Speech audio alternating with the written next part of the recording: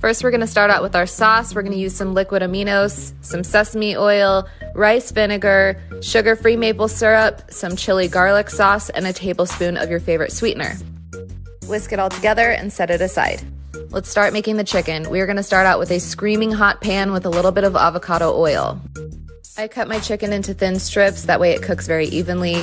Spread it around, give it some salt and pepper, some smoked paprika, and let it do its thing. Okay, next we're gonna add our vegetables to the pan. For this, I used red pepper and onions, as well as some carrots and garlic, but you can use whatever you like. Give it a quick stir, let it all come together. Hit it with some green onions, and we're ready for our sauce. Let this cook up a little bit longer, and then you're gonna add it to some lettuce, top it with a few peanuts, some cilantro, some lime juice, green onions, and sesame seeds. So good.